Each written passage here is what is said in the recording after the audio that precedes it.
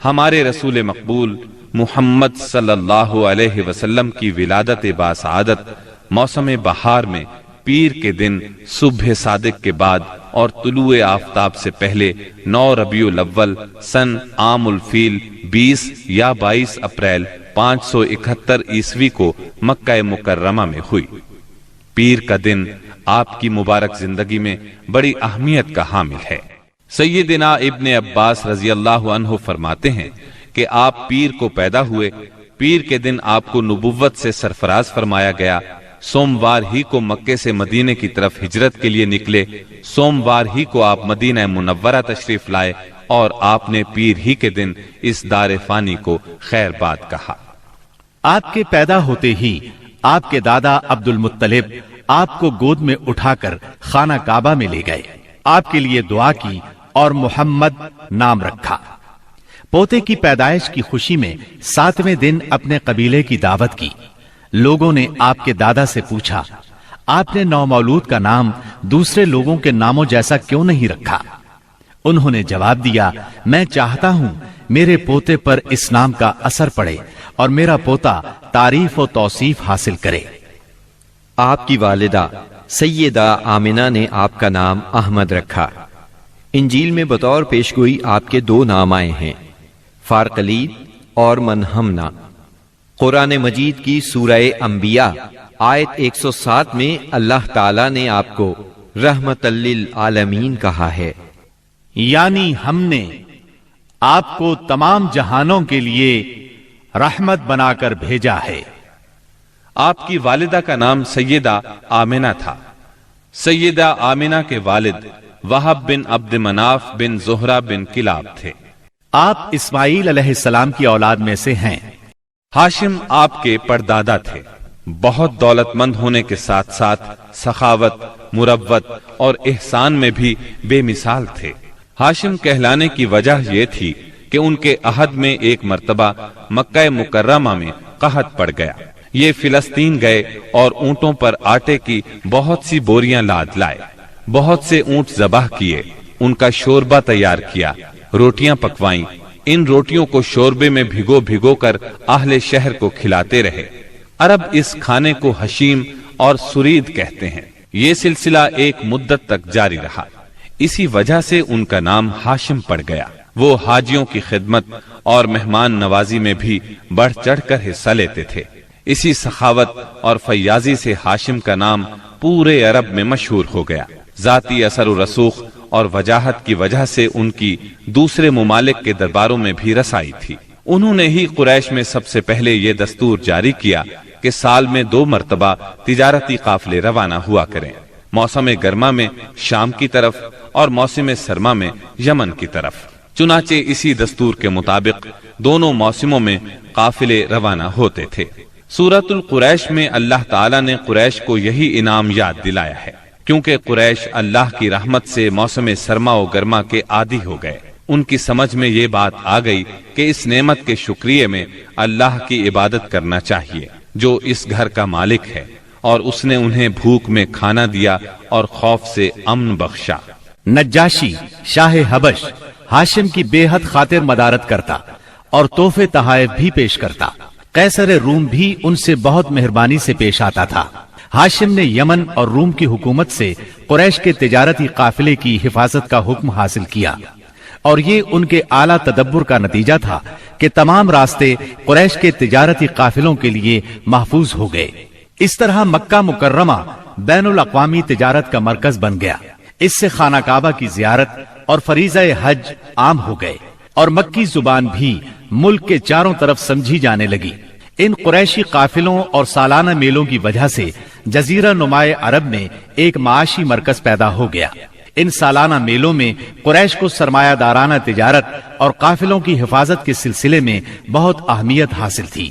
اس طرح مکہ مکرمہ تجارتی مرکز بنا، جس نے سیاسی مرکزیت کا راستہ کھولا جو اسلام کا کارنامہ بننے والا تھا۔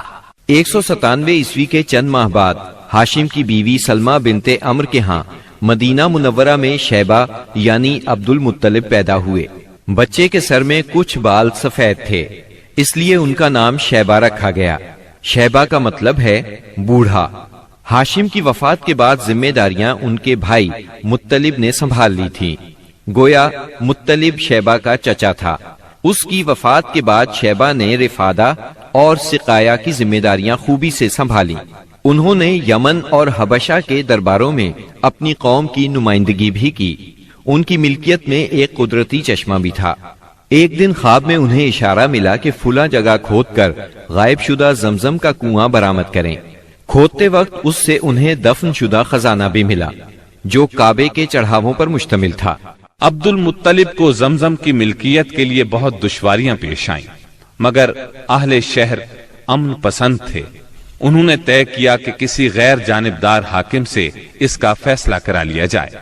عبد المطلب نے یہ بات مان لی، لیکن پریشان بھی تھے، اس لیے منت مانی کہ اگر اللہ نے مجھے 10 بیٹے دیے اور وہ بلوغت کو پہنچے تو میں ان میں سے ایک کو کعبے میں جا کر اللہ کے لیے قربان کر دوں گا۔ جب 10واں بیٹا بھی بلوغت کو پہنچ گیا تو عبد المطلب کو منت یاد آئی۔ انہوں نے بیٹوں کے درمیان قرعہ ڈالا تاکہ جس کا نام نکلے اسے قربان کر دیں۔ قرعہ نبی اکرم صلی اللہ علیہ وسلم کے والد عبداللہ کے نام نکلا۔ عبد المطلب کا ارادہ دیکھ کر رشتہ داروں اور دوستوں نے دخل اندازی کی اور انہیں مشورہ دیا کہ وہ کسی خاتون عرافہ کے پاس جا کر حل دریافت کریں۔ چنانچہ عبد المطلب ایک عرافہ کے پاس گئے۔ اس نے معاملہ سن کر مشورہ دیا کہ بیٹے اور 10 اونٹوں کے درمیان قرعہ ڈالو۔ اگر عبداللہ کے نام نکلے تو مزید 10 اونٹ بڑھا دو۔ اس طرح خون بہا کی مقدار میں اضافہ کرتے جاؤ یہاں تک کہ قرعہ خون بہا پر نکلے۔ انہوں نے قرعہ اندازی شروع کی۔ قرعہ ہر بار عبداللہ کے نام نکلتا رہا۔ یہ 10 اونٹ ہر بار بڑھاتے گئے۔ جب 100 اونٹ پورے ہو گئے تب قرعہ اونٹوں کے نام نکلا۔ عبد المطلب نے 3 بار ایسا کیا تاکہ اطمینان ہو جائے۔ ہر بار 100 اونٹوں ہی کا قرعہ نکلا۔ اب انہیں اطمینان ہو گیا کہ یہی اللہ کو منظور ہے۔ واقعہ فیل کے 50-55 دن بعد عبد المطلب کعبے کا طواف کر رہے تھے کہ انہیں پوتے کی ولادت کی خوشخبری ملی۔ 75 سالہ دادا بہت خوش ہوئے۔ نبی کریم صلی اللہ علیہ وسلم ان کے پیارے فرزند جناب عبداللہ کی یادگار تھے، جن کی زندگی 100 اونٹوں کی قربانی دے کر بچائی گئی تھی، لیکن پھر اچانک وہ فوت ہو گئے۔ ان کی وفات سے بوڑھے باپ کو جو صدمہ پہنچا تھا، پوتے کی ولادت سے ایک حد تک وہ کم ہو گیا۔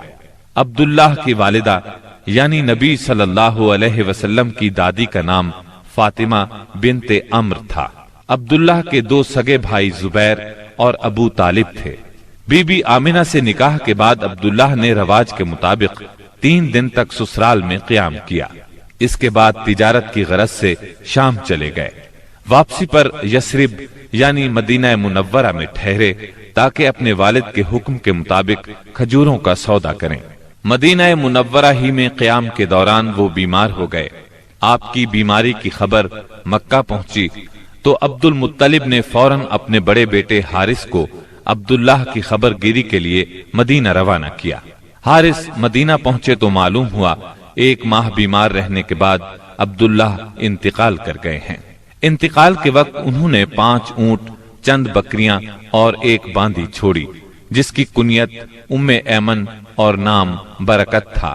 عبداللہ کا انتقال اپنے پیغمبر بیٹے کی ولادت سے چند ماہ پہلے ہی ہو گیا تھا۔ گویا آپ صلی اللہ علیہ وسلم شکم مادر ہی میں یتیم ہو گئے تھے۔